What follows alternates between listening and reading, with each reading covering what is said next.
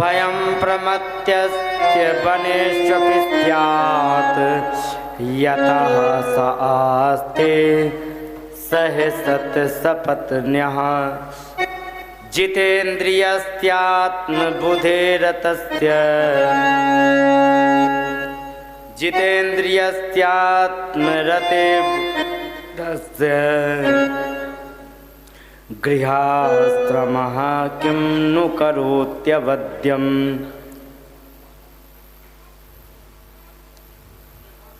उत्तानपाद से कहा गया कि आप गृहस्थ में प्रवेश करें। उत्तानपाद ने कहा मैं नहीं करूंगा, मैं गृहस्थ में प्रवेश नहीं करूंगा। क्यों? अरे उसमें बड़े झंझट हैं, आत्मा का पतन हो जाता है, भगवान का भजन नहीं हो पाता है। यहाँ उन्होंने कहा कि यदि प्रमत्तस्य भयं वनेषु अपि स्यात्, जो व्यक्ति आलसी होता है, असावधान होता है, वह व्यक्ति यदि वन में भी चला जाए तो भी उसको खतरा उतना ही बना रहता है, क्योंकि यतः स आस्ते सहषट् सपत्न्यः। 6 शत्रु तो हमारे जीवन में हमेशा लगे रहते हैं। जैसे कि अगर एक बार बताओ, कोई व्यक्ति बहुत गुस्सा करने वाला है, ठीक है, और वन में तपस्या करने चला गया, तो गुस्सा करना क्या घर में छोड़ जाएगा? हैं? जो भी हमारे जीवन के दोष होते हैं ना, वो हमारे साथ हमेशा लगे ही रहते। उदाहरण के लिए विश्वामित्र को ले लो। विश्वामित्र को वश में करना था। उर्वशी को लगा कि पहले इनका परीक्षण तो कर लें कि हम बस में कर पाएंगे कि नहीं तो व्यर्थ में हम इन्हें तंग करेंगे।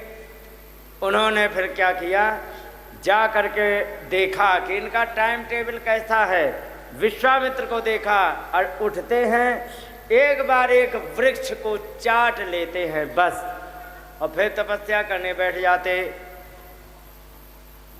उर्वशी ने देखा कि उस वृक्ष में जहाँ पर वे चाटते हैं वहाँ पर बढ़िया सा उन्होंने मावा लगा दिया। मावा जानते हैं? खोवा होता है, खोया कहते उसे। हल्की मिश्री का मिला के मावा चिपका दिया, और जैसे ही मावा चिपकाया विश्वामित्र आए, एक बार चाट लिया, उनको आनंद आ गया। तुरंत दोबारा उन्होंने फिर उसी पेड़ को वहीं पर चाट लिया। और ये सारा का सारा दृश्य देख रही थी उर्वशी। उर्वशी ने देखा कि ऐसा हो गया है कि इन्होंने दोबारा से चाट लिया है, जान गई इनको वश में करना बड़ा आसान है। और फिर उन्होंने अपनी प्रक्रिया से उनको वश में कर भी लिया। तो हमारे अंदर के जो 6 दुर्गुण हैं, काम, क्रोध, मोह, लोभ, अहंकार, जो भी है, ये सब का सब हमारे साथ जुड़े रहते हैं।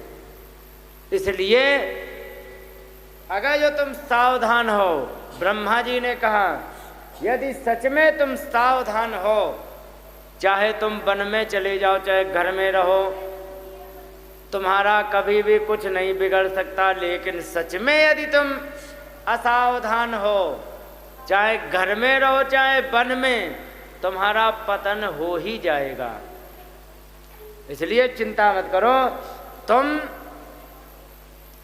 गृहस्थ में प्रवेश करके, और अगर जो तुम इतने जितेंद्रिय हो, जितेंद्रियस्य आत्मरत बुधस्य, जो जितेंद्रिय व्यक्ति होता, आत्मरत माने अपने आप में आनंदित रहने वाला होता है, ऐसा ज्ञानी जो होता है तो गृहस्थ्याश्रमः किम नु करोत्यवद्यम, जो उसके लिए गृहस्थ उसका क्या बिगाड़ लेगा बताओ।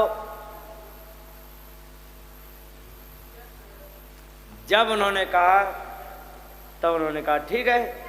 उन्होंने तुरंत ही गृहस्थ में प्रवेश करने के लिए तैयार हो गए। या षट सपत्नान विजिगीषमाणो गृहेषु निर्विश्ययतेत पूर्वम अत्येति दुर्गास्त्रित ऊर्जितारेन क्षीणेषु कामम विचरेत विपश्चित। कहने लगे कि जो व्यक्ति या शपथनान विजिगीषमाणो, जो अपने 6 शत्रुओं को जीत लेता है, तो ऐसे गृहस्थ व्यक्ति को गृहेषु निर्विश्ययतेत पूर्वम, और वो घर में अपने लगा रहता है, गृहस्थ में लग जाता है, लेकिन 6 शत्रुओं को जीत लेता है, तो अत्येति दुर्गाश्रित ऊर्जितारेन, बड़े बड़े भयंकर शत्रुओं को ऐसे मान लो किले से जीत लिया है उसने, क्योंकि छेड़े सुकामम विचरेत विपश्चित। और उन्होंने कहा कि जिस समय विवाह, जब तक विवाह नहीं होता है तब तक मनुष्य छिछोरा होता है, ठीक है। और छिछोरा होने का मतलब ये है एक जगह मन टिक के ना लगना, और जब विवाह हो जाता है तब वह व्यक्ति शांत होता है, तब वो पूर्ण रूप से व्यक्ति एकदम शांत हो जाता है। फिर वो जिस कार्य को करना चाहे उस पर पूरा ध्यान दे सकता है। यही बात कही कि छीणे सुकामम, जिस समय कामनाएं छीण हो जाती हैं तो फिर विचरेत विपश्चित, फिर उसको निर्भय होकर वो विचरण करने लग जाता है। इस प्रकार से आपको घबराने की आवश्यकता नहीं। उन्होंने गृहस्थ में प्रवेश किया। गृहस्थ में प्रवेश करने के बाद इनके वंश में आग्नेयद्र हुए। इन्हीं के वंश में आग्नेयद्र के बाद राजा नाभि हुए। राजा नाभि के बाद इन्हीं के वंश में नाभि से ही ऋषभदेव उत्पन्न हुए। ऋषभदेव बड़े धर्मात्मा थे, साक्षात भगवान के अवतार। ऋषभदेव भगवान ने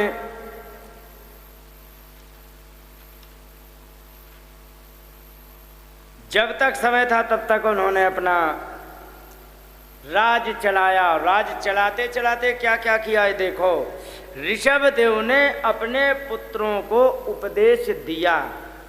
आजकल भी उपदेश दिया जाता, माता पिता कहते लाला पढ़ लो, कहते कि नहीं, पढ़ के फिर क्या करो, नौकरी करो। नौकरी से क्या होगा, पैसा आएगा।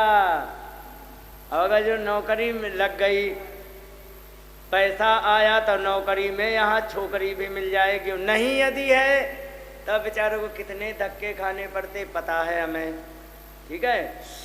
तो यहाँ का उपदेश सिर्फ इतना करते हैं कि पढ़ लो और नौकरी कर लो।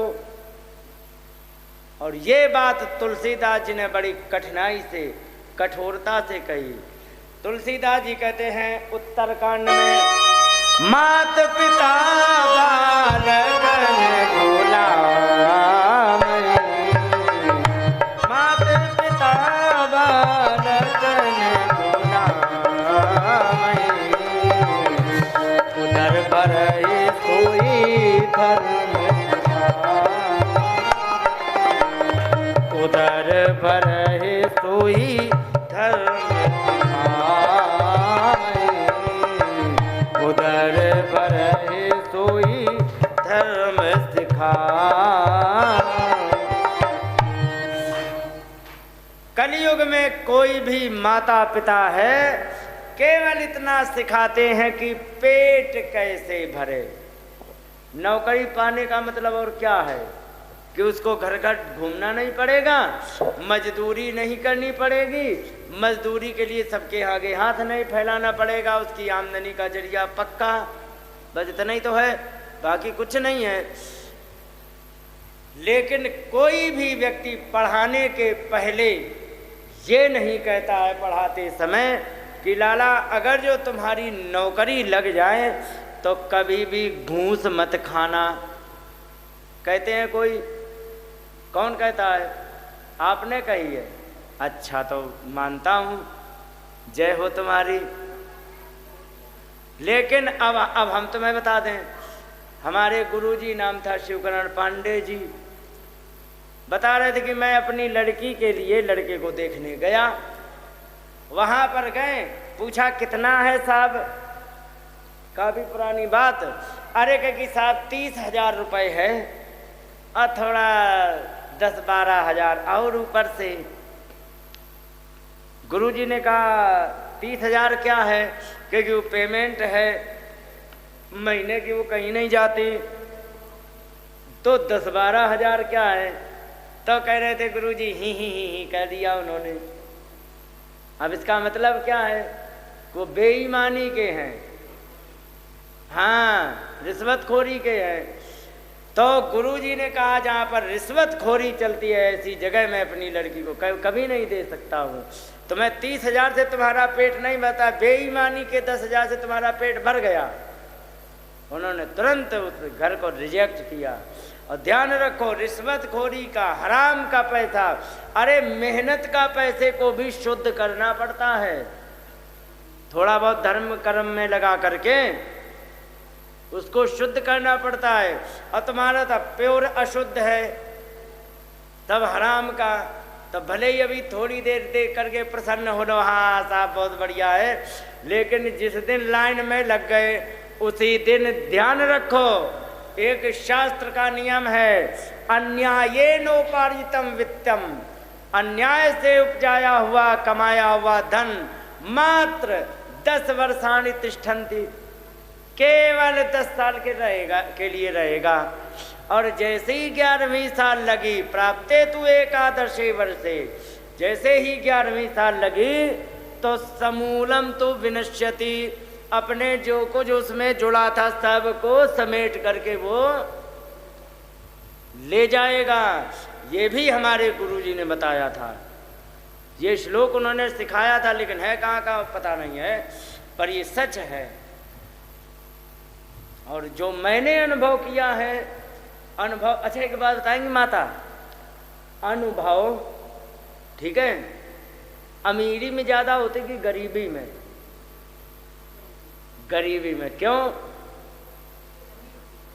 जीवन में हर जगह अभाव में जीवन होता है, और अभाव में जीवन जब होता है तब उसे हर चीज के लिए सोच करके सब करना पड़ता है, और इसके बाद उसे अनुभव मिलते हैं, ये होता है। तो यहाँ पर कहा गया कि हराम का धन कभी भी नहीं टिकेगा।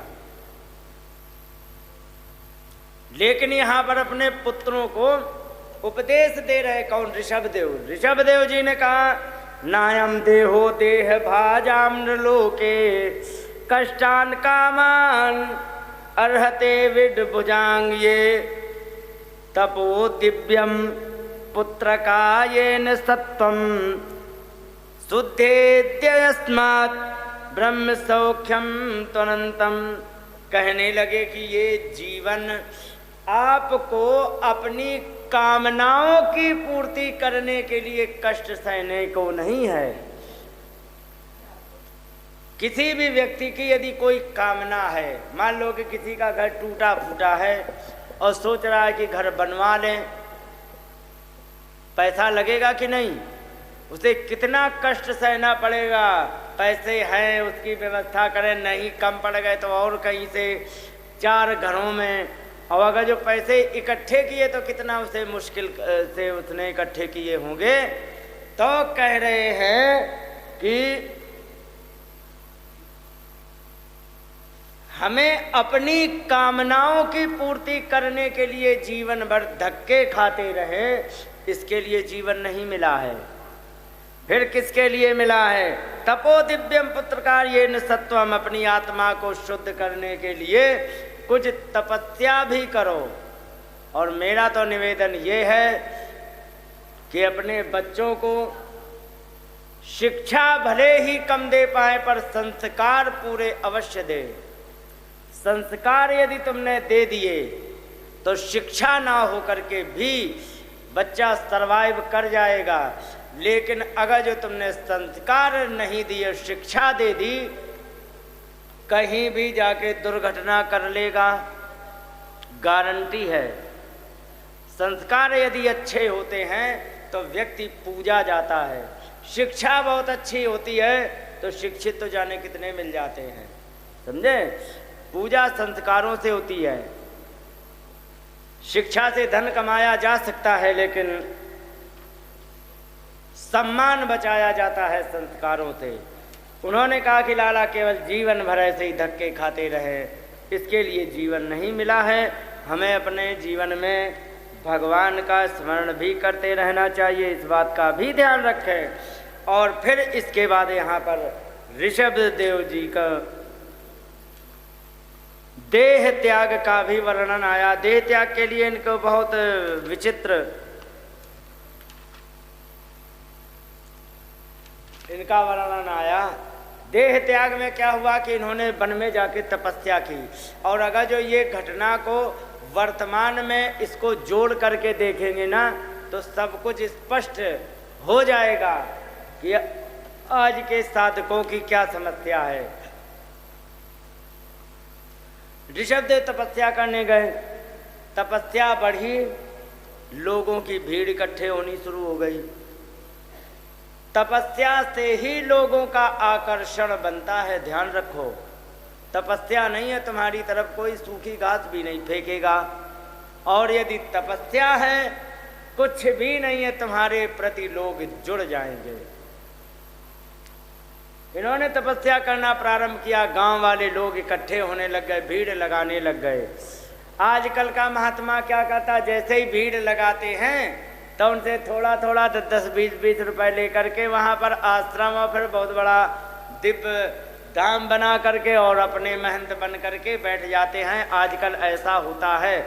आपको हो सकता है इसलिए ना पता हो क्योंकि आप लोग गांव देहात के हो, गृहस्थ में रहने वाले। हम बाबा जिनमें बहुत अच्छी तरह रहे, 4 कथा कर ली, 4000 लोग जोड़ लिए, अंत में कहने लगे कि हमारा वृंदावन में आश्रम बन रहा है, हमें ये दे दो वो दे दो, करने लग जाते। ऋषभदेव ने क्या किया, जैसे ही लोग इकट्ठे होने लग गए इन्होंने कहा ये तो विघ्न कर रहे हैं हमारी तपस्या में। उस दिन कुछ नहीं बोले और इसके बाद इन्होंने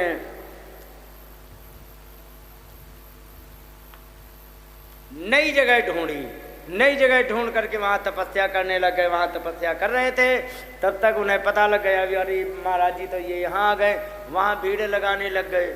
फिर इसके बाद उन्होंने और ऐसे कई स्थान बदले, लोग नहीं माने। जब लोग नहीं माने तो उन्होंने क्या किया, अपने सारे कपड़े उतार के फेंक दिए। कोई पागल समझ करके तो जान छोड़ दे, समझ रहे हो, कि कोई पागल समझ के ही हमारी जान छोड़े। उन्होंने एक एक कपड़े उतार के फेंक दिए। वहां से उनके और चेला चेली बन गए जो आज तक चल रहे, जिनको कहते हैं जैन धर्म, समझे। ये ऋषभदेव से उत्पन्न हुआ है। तो वहां से उनके और चेला चेली बन गए, उनने भी कपड़े उतार के बाबा जी बनने लग गए। वो आज भी चल रहा जैन धर्म, कोई बात नहीं भाई। इसके बाद उन्होंने सोची कि तो हमारा पीछा ही नहीं छोड़ रहे, मुंह में पत्थर रख लिया।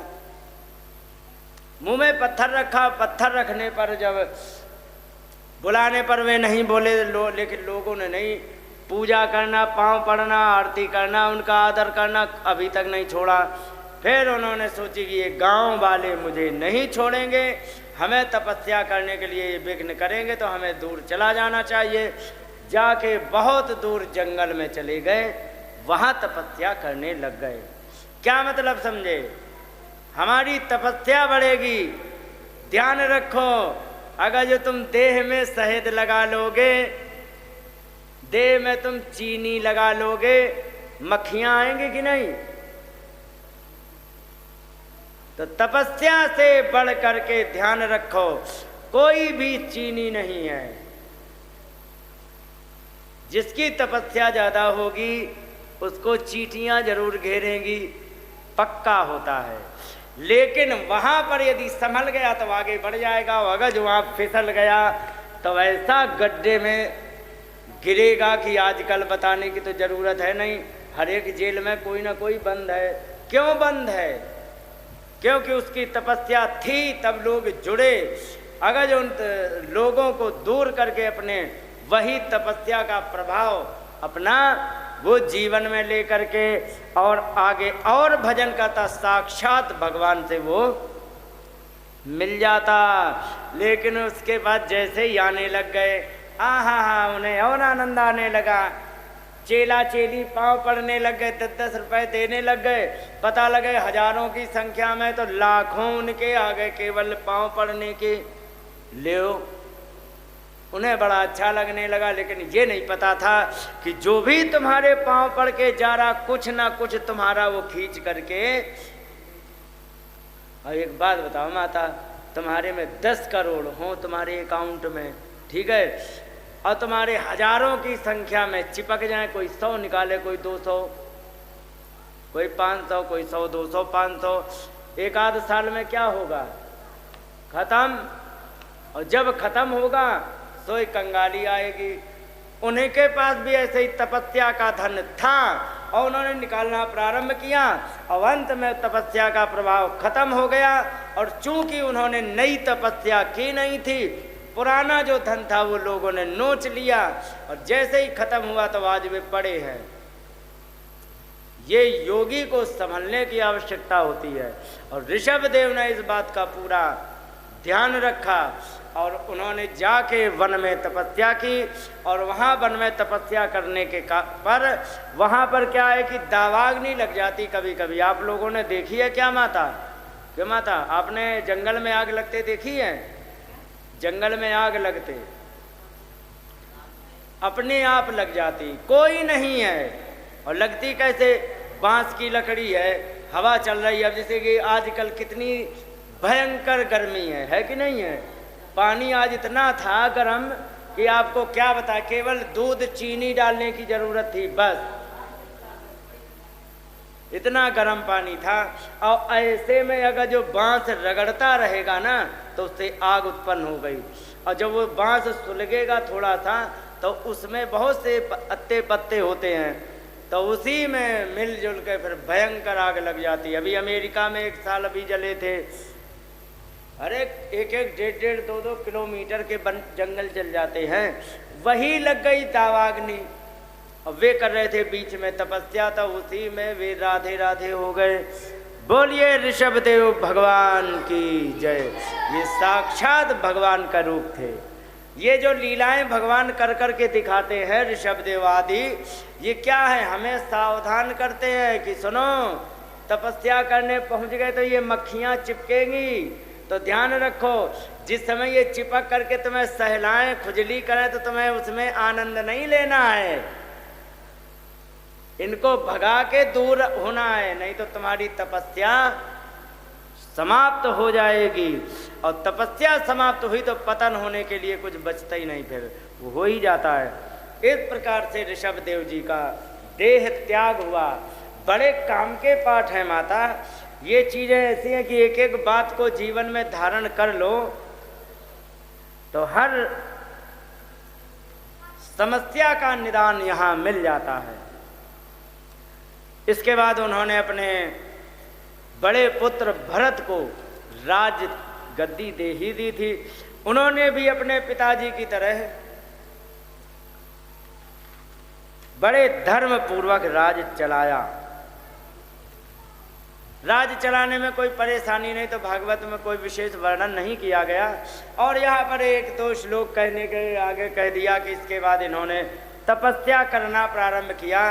तपस्या करने के लिए गए वन में, और वहाँ वन में जा कर के इन्होंने तपस्या करना जारी रखा। एक दिन की बात, ये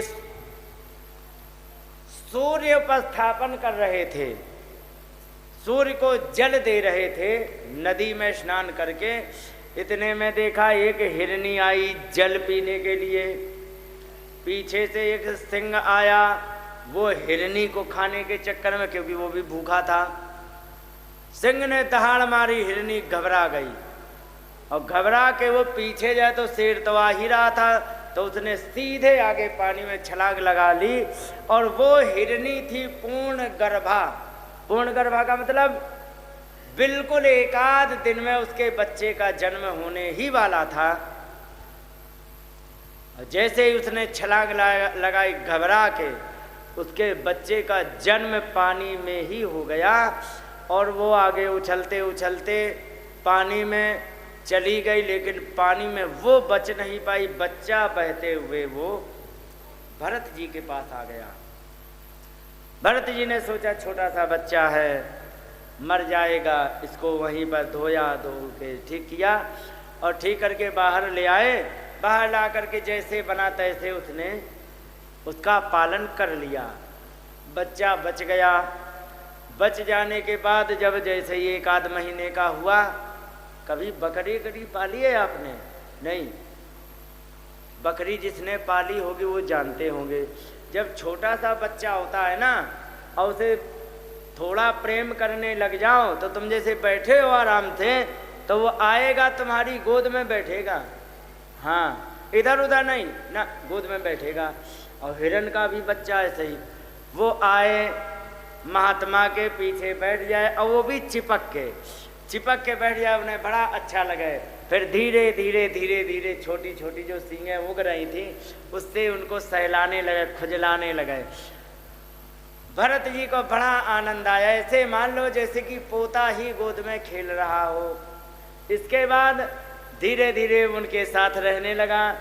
अब यहाँ भरत जी की गड़बड़ी शुरू हो गई कि जो 8 घंटे भजन करते थे उनका 7.5 हो गया, और समय गया तो 7 घंटे, और समय गया तो 6.5 घंटा। धीरे धीरे करके आधा घंटा भी भजन नहीं रहा, केवल और केवल मृग के ही चक्कर में पड़े रहें। ये क्या बात बताते हैं कि सच में यदि तपस्या के लिए निकले हैं तो कहीं फंसने से बचें, नहीं तो अपना मन जो भगवान में लगाना चाह रहे थे वो कहीं दूसरी जगह फंस सकता है, और यदि दूसरी जगह फंस गया तो तुम्हारा लक्ष्य है वो छूट जाएगा। समय आने पर कुछ हिरन पूर्ण बड़ा हो गया, जितना बड़ा होता।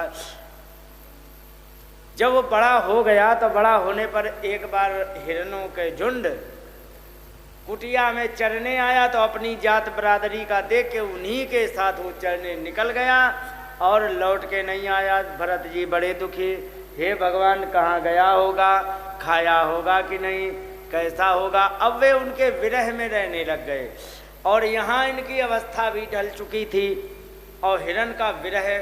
अंत में कहने लगे कि वो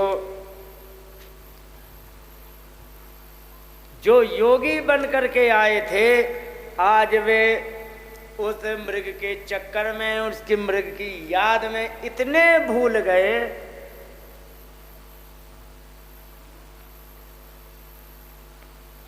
कि उनका अंतिम समय आ गया। वह ये भी ध्यान नहीं रहा कि अब मुझे अपने जीवन का कुछ कल्याण भी करना है।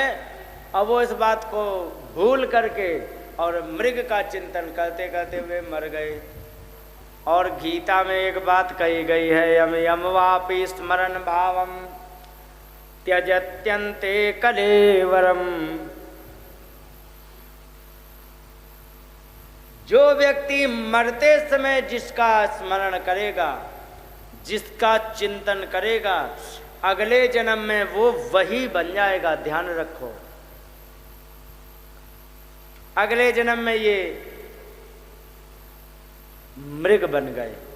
और जब ये मृग बने तो एक बात और बता दें, ये बात गीता में भी लिखी है और जो बात गीता में लिखी है वो यहाँ दर्शाई गई है। जिस समय भरत जी मृग के वेश में आ गए, मृग के शरीर में आ गए, तो उनकी तपस्या बहुत उन्होंने की थी।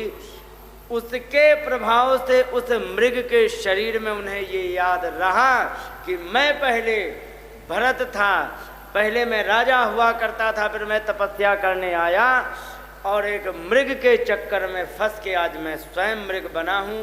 ये उन्हें स्मरण रहा और इसके स्मरण रहने से वे सावधान हुए और मृग के ही शरीर में भजन करने लग गए। अर्जुन ने कहा कि एक बात था भगवान, अगर जो मान लीजिए कोई व्यक्ति ने तपस्या की, ठीक है, और वो अपने लक्ष्य तक नहीं पहुंच पाया, तब तक वो राधे राधे हो गया, तो ये बताओ जब अगला जन्म जब लेगा तो उसको पहली ही क्लास से बैठना पड़ेगा या उसी क्लास में बैठना पड़ेगा जहां से उसने छोड़ा था? भगवान कहते हैं कि तपस्वी जो व्यक्ति होता है वो जितनी तपस्या छोड़ के जाता है अगले जन्म में उसके आगे से प्रारंभ करता है। तो आपने टीवी वगैरह में देखा होगा उसका प्रभाव कि पता लगे बच्चा है 3 साल का, ठीक है, और इंडियन आइडल में गा रहा है, होता है कि नहीं? बच्चा है 4 साल का और जो नेशनल टीवी चैनल है उस पर वो अपना नृत्य प्रदर्शन कर रहा है। बच्चा है कितना, 6 साल का। तो एक बात बताओ, इतने हाई क्लास का ज्ञान कोई पेट में सिखा के आया है क्या? किसी ने पेट में नहीं सिखाया, उसका पिछला डेटा था उसके सीखे हुए का और यहाँ उसको केवल रिवीजन किया, याद आ गया। नहीं तो यहाँ पर ऐसे भी बच्चे हैं कि एक एक पाठ को आप तो पढ़ाती हो, आप तो सब जानती होंगी, 4-4 बार एक एक सवाल को समझाने के पश्चात भी कोई विद्यार्थी ऐसा है कि 2 बार में समझ लेता है। कोई विद्यार्थी आपको ऐसा भी मिलेगा कि 4 बार समझाने पर भी वो नहीं समझा। मिलते हैं कि नहीं? तो वो इसीलिए होता है क्योंकि उसकी तपस्या जो पिछले जन्म की है, उसने अध्ययन किया है, वो उसका इस समय साथ देता है। इस प्रकार से यहाँ पर मृग के शरीर में उन्होंने भजन किया। भजन करते करते अगला जब जन्म हुआ, दोनों जन्मों की तपस्या के परिणाम से ये परिणाम निकला कि उन्होंने अगले जन्म में एक ब्राह्मण के यहाँ जन्म लिया। ब्राह्मण के यहाँ जन्म लिया तो वहाँ भी नाम भरत पड़ गया। वहाँ भी जब भरत नाम पड़ा, अब ये क्या सोचें कि अगर जो हम यहाँ फंस गए तो हमारा पतन हो जाएगा। अब ये ऐसे कि इनको यदि कहा जाए, पिताजी कहें लाला तुम गायत्री रट लो, क्यों? ब्राह्मण को गायत्री करना। वैसे एक बात और बता दें, गायत्री करने के लिए द्विज शब्द उपयोग किया गया है। द्विज जो होते हैं उनको गायत्री मंत्र उपयोग करना ही चाहिए। और ध्यान रखो, द्विज की 3 जातियां होती हैं, ठीक है? ब्राह्मण, क्षत्रिय, क्षत्रिय जानती हो? हाँ, राजपूत और एक वैश्य, तीनों द्विज में आते हैं, ठीक है? क्योंकि इनके यज्ञोपवीत संस्कार तीनों के किए जाते हैं और इन तीनों के यदि यज्ञोपवीत संस्कार किए जाते हैं तो इनको वेद भी पढ़ने का अधिकार है। तो गायत्री इन तीनों को जपना चाहिए। तो उन्होंने सोची कि गायत्री यदि हमने जप लिया, माने याद कर लिया, तो पिताजी आज गायत्री याद कराएंगे, कल रुद्राष्टाध्याय याद कराएंगे, परसों ज्योतिष सिखा देंगे और फिर अगले दिन कह देंगे कि जाओ सेठ जी के यहाँ कथा करके आ जाओ। कथा करके आ जाएंगे, फिर अगले दिन कहेंगे जाओ तुम उसका ब्याह कराओ। तो हम दूसरे की ही पुरोहिती करने लग जाएंगे, मेरा क्या होगा? उन्हों को बहुत रटाया गया, उन्होंने बिल्कुल नहीं रटा। कैसे? जैसे कि एक बात बताओ, अगर जो कोई व्यक्ति सो रहा हो, ठीक है, सो रहा है तो उसे जगाएंगे तो वो जग जाएगा, ठीक है, जग जाएगा कि नहीं? लेकिन अगर जो कोई व्यक्ति सोने का नाटक कर रहा हो फिर जगाया जाए तो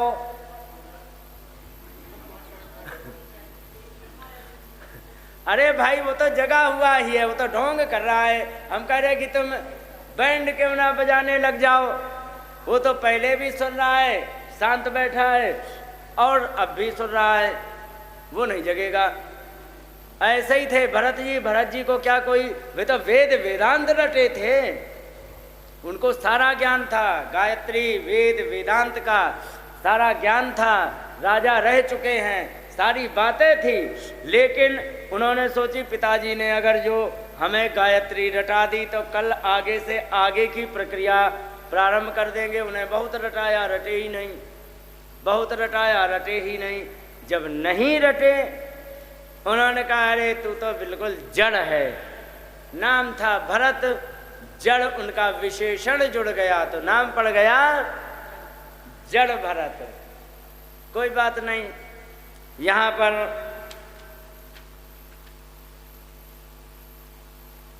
जड़ भरत को क्या, एक बार ऐसे विचरण कर रहे थे, विचरण करते करते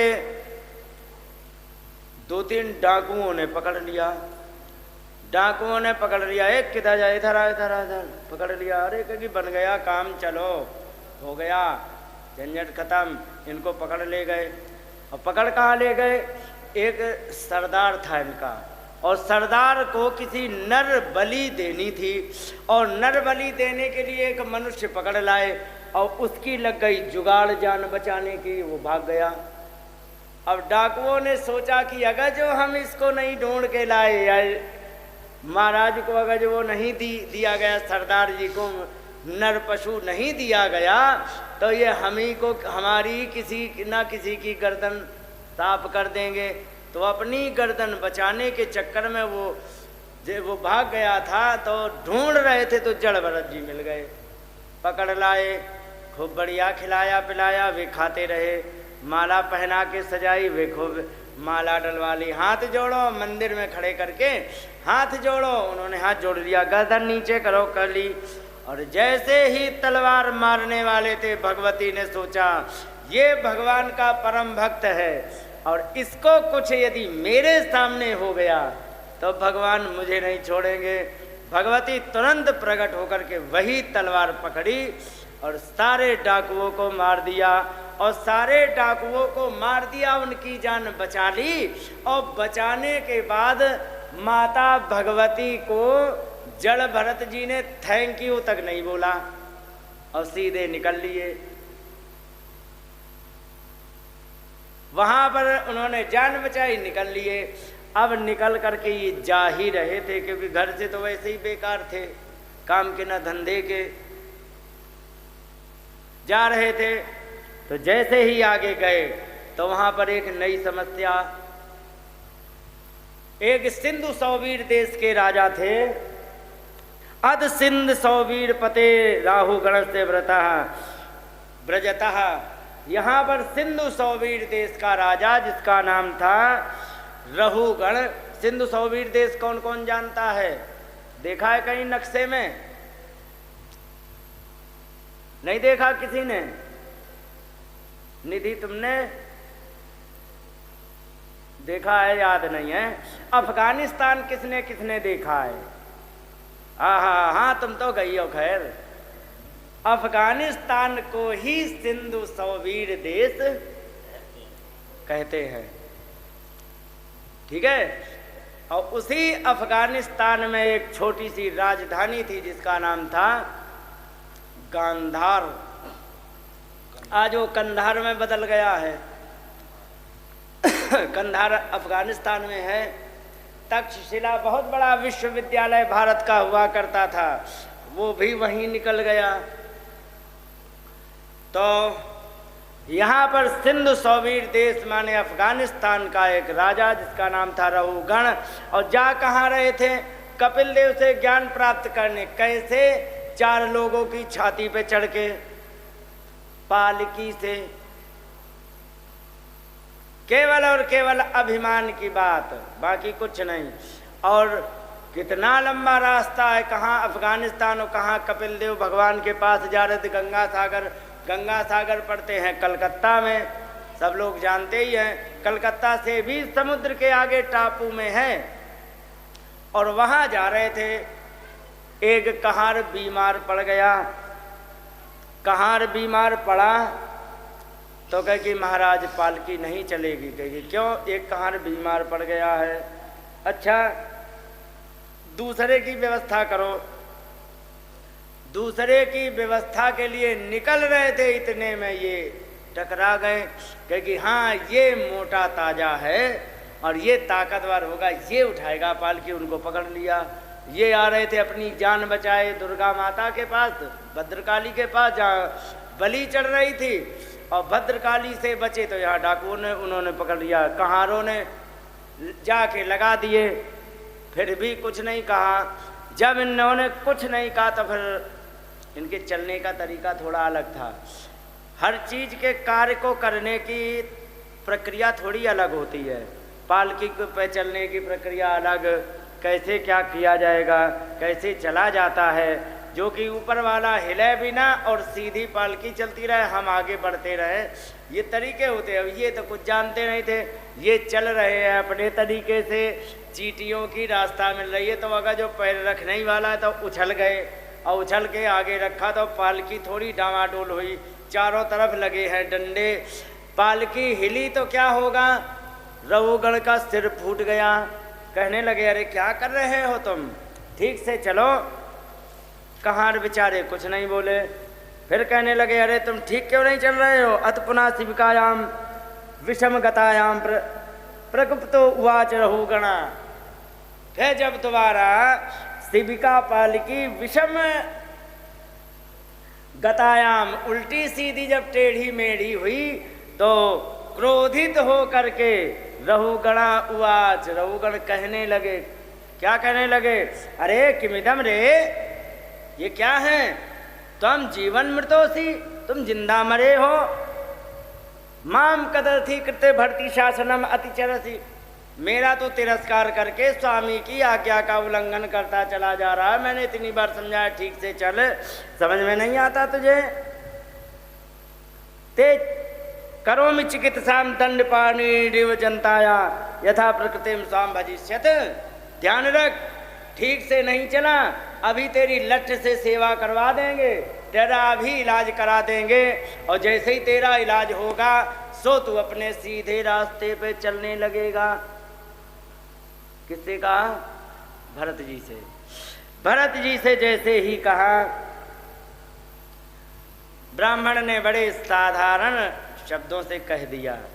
कंधे पे पालकी रखी हुई है और कह दिया। कहने लगे त्वयोदितम व्यक्तम व प्रवलब्धम, आपने कहा तो बिल्कुल ठीक है, भले ही तुमने उलहना दे के कहा। पहले कहा कि अरे कितना कमजोर है, इसमें पाठ में सब आया है। और दरअसल बता दिए, ये जिस स्कंद की कथा है ना, इसमें श्लोक नहीं होते। जैसे अखबार लिखा होता है ना, ऐसे ही संस्कृत में लिखा है और एक तरफ हिंदी है, बस ऐसे ही होते, इसलिए इसके श्लोक नहीं होते हैं। तो इसमें ऐसे ही लिखा, तो इसमें लिखा है कि अरे तू बहुत पतला हो गया है, बड़ा कमजोर है, तू तो बहुत बूढ़ा है। इस प्रकार से खिल्ली उड़ाई और फिर डांट के कहने लगे ठीक से चल, नहीं तो अभी तुझे ठीक कर दूंगा। तब यहाँ ब्राह्मण ने कहा त्वयोदितम व्यक्तम विप्रलब्धम भर्तु समय स्यात् यदि वीर भारः। कहने लगे कि हाँ ठीक है, आपने जो कहा है कि मैं मोटा हूँ ना, मैं पतला हूँ, बड़ा कमज़ोर हूँ, तो सुनो महाराज, मोटा होना, पतला होना, कमज़ोर होना, बलवान होना, ये हमारा लक्षण नहीं है, ये हमारी आत्मा का लक्षण नहीं है, ये हमारे शरीर का लक्षण है। माता जी, कभी आपको अनुभव हुआ कि शरीर और आत्मा अलग है बोलचाल में? नहीं हुआ अनुभव। जैसे कि किसी के उंगली में चोट लग जाए, ठीक है, अगर जो उंगली में चोट लग गई तो डॉक्टर के पास जाएंगे, ठीक है, तो क्या कहेंगे उनसे? क्या कहेंगे? डॉक्टर साहब हमारी उंगली में चोट लग गई है, कहेंगे कि नहीं? इसमें इलाज कर दो। अच्छा माता जी, हमारा तुम्हारा कब बनता है मालूम है? हमारा तुम्हारा तब बनता है कि जब मैं अलग हो जाऊं, हमारी वस्तु है वो हमसे अलग हो। ठीक है, कोई भी वस्तु ले लो, जैसे आप हो, हमारी बिटिया, ठीक है, तो आप अलग हो गई, बिटिया अलग हो गई, तब तो तुम्हारी बिटिया है वो ना। आपका पोता, आप अलग हो और पोता अलग है। ठीक है, तो हमारी उंगली का यदि संबंध ऐसा कहा जाए कि हमारी उंगली में चोट लग गई है, तो यदि उंगली हमारी है तो हम कौन है? यदि हाँ, यदि उंगली ये मेरी है तो फिर मैं कौन हुआ? वही है आत्मा। बाकी सब ये आत्मा के हैं, शरीर भी आत्मा के लिए मिला है रहने के लिए। यथार्थ में आत्मा का कभी कुछ भी नहीं बिगड़ता। बुद्धि तेज होना, बुद्धि मंद होना शरीर का लक्षण, भूख लगना भूख ना लगना शरीर का लक्षण, बीमार हो जाना शरीर का लक्षण। तो उन्होंने कहा कि भर्तु जो कुछ कह रहे हो कि लादने वाला मैं हूँ, तो सच में मैं लादने वाला नहीं हूँ। गंतुर यदि स्यात् अधिगम्य मध्वा, यदि मैं चलने वाला हूँ तो चलने वाला मेरा शरीर है, मैं नहीं हूँ। पीवे तेराशो न विदाम प्रवादः, केवल शरीर मोटा होता है, आत्मा न मोटी होती है न पतली होती है। क्योंकि अगर जो कोई बीमार व्यक्ति की आत्मा मर के किसी हाथी के में जाएगी, तो वो बीमार शरीर की आत्मा हाथी के शरीर में यदि जाएगी तो हाथी का ही शरीर धारण करेगी। ये नहीं यहाँ बीमार होके गए तो वहाँ भी बीमार, इसका कोई मतलब नहीं।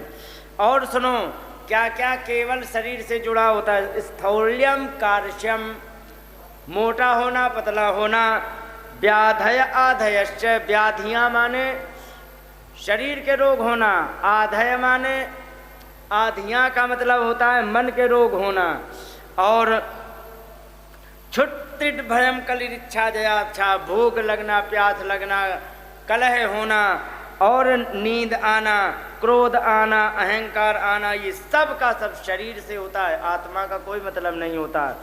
जिस समय ये प्रवचन किया कि तो मैं मोटा नहीं हो सकता, मैं पतला नहीं हो सकता, ये सब आत्मा का विषय है, ऐसा सुन करके रहुगण तुरंत ही कूद पड़े।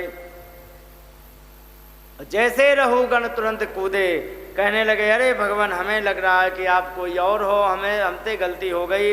का तुम निगूढ़ चरसी ध्वजानाम विवर्ति सूत्रम कतमो वधूता, हे ब्राह्मण आप कौन हो? सूत्र माने जनेऊ डाले हो, अवधूत माने छिपे हुए वेश में हो, आप कौन हो? अवधूत माने एक तपस्वी के रूप में हो, लेकिन निगूढ़ चरसी छिपे हुए वेश में घूम रहे हो। बताओ भगवान किसके बेटा हो, कहाँ से आए हो, यहाँ पर कैसे आ गए? फिर कहने लगे हमें किसी से डर नहीं लगता है कभी भी, लेकिन अगर जो ब्राह्मण का अपमान हो जाए तो मैं बहुत डरता हूँ। इस प्रकार से उन्होंने कहा। तब यहाँ पर रहुगण को भगवान भरत जी ने इनको उपदेश दिया। इन्होंने पहले एक प्रश्न किया, कहने लगे कि ये बताओ महाराज, अभी मैंने कहा था कि हम तुम्हारा ये कर देंगे वो कर देंगे, तुम कह रहे थे कि ये हमारा शरीर जो है ये अलग है, आत्मा अलग है। तो शरीर आत्मा यदि अलग अलग होते हैं तो ये बताइए कष्ट आत्मा को क्यों नहीं हो पाता है, ये बताओ।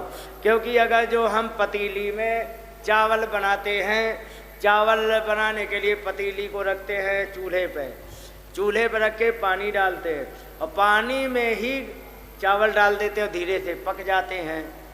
अगर जो हम नीचे आग लगा देते हैं चावल पक जाते हैं, तो ये बताइए अंदर फंसी हुई आत्मा शरीर को कष्ट पाने पर क्यों नहीं कष्ट पाती? इन्होंने कहा कि तुमने बातें तो बड़ी अच्छी बताई, बड़े ज्ञानियों जैसी बात तुम कर रहे हो, लेकिन यथार्थ में तुम ज्ञानी नहीं हो। कैसे नहीं ज्ञानी है? उन्होंने कहा ये बताओ, अगर जो तुमने चावल डाले हैं, चावल की जगह तुम एक बार पत्थर डाल के ट्राई करना पानी में, बटलोई में पानी भर के गर्म करना, उसमें पत्थर डाल के उबालना, कुछ बनेगा?